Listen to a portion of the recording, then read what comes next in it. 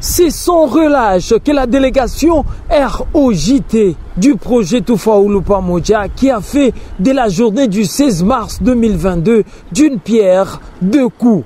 Après s'être rendu à l'Assemblée provinciale du Tanganyika où la délégation avait été reçue par la présidence de l'Assemblée provinciale en avant-midi, l'équipe, au cours de la même journée, cette fois en fin d'après-midi, ce fut auprès du remarquable notable de la province, en la personne du vice-gouverneur honoraire du Tanganyika, je cite, Ali Bin Omari Simukinji.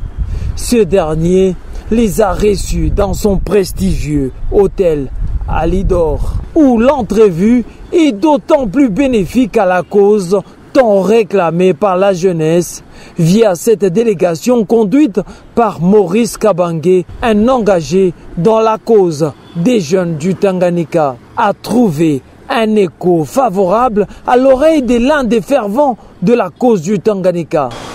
Il est maintenant grand temps de penser aussi à la jeunesse. Ma siku ya mingi, peut-être la jeunesse était oubliée, mais aujourd'hui, vile na baona bana beba conscience ya kusema banotable beko, parce que tutake tusitaki tuko banotable. Mtu achukia asichuki, tulishafanya deja histoire ya province. Et tunaona sasa c'est le moment ya kubeba masharge yetu juu ya kuakompanye ya jeunesse yetu, parce que tuko naona tunakuwa na jeunesse yenye haikomprendre tena vile vitu biko naenda mu province.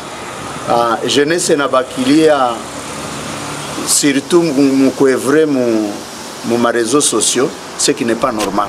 Pour sa part, le chef de la délégation n'a pas taré des mots juste pour justifier le pourquoi de leur présence auprès du notable Ali Bin Omari Simukinji.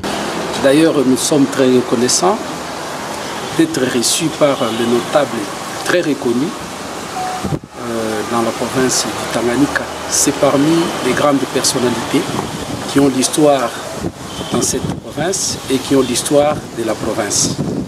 En sa qualité de député élu deux fois, le premier commissaire spécial adjoint dans la province et aussi le premier vice-gouverneur. Il est le gouverneur honoraire, le vice-gouverneur honoraire. Dans toutes ces qualités, il a été important que nous puissions les côtoyer pour qu'ils puissent faire des transferts d'expérience. D'ailleurs, au cours de nos échanges, il nous a encouragés. Il nous a dit que seul le courage qui pourra nous amener là où nous voulons aller.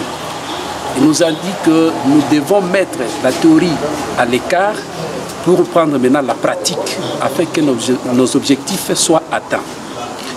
Nous avons pris le courage de contacter l'honorable Excellence Ali parce qu'il a toutes ces qualités-là.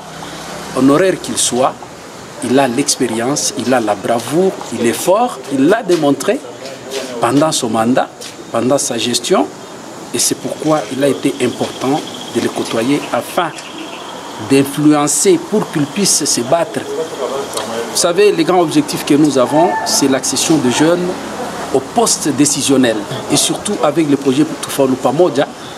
Il y a aussi la résolution 2250 qui est un instrument à portée internationale.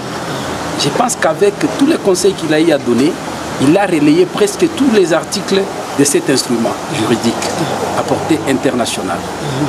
À nous de prendre le courage. Nous allons intérioriser tout ce qu'il nous a donné comme stratégie et stratagème afin de pouvoir occuper les fonctions de prise de décision. Puis s'en est suivi la séance photo. Et c'est sur cette note que le marathon de travail de Maurice Kabange et sa délégation s'est achevé.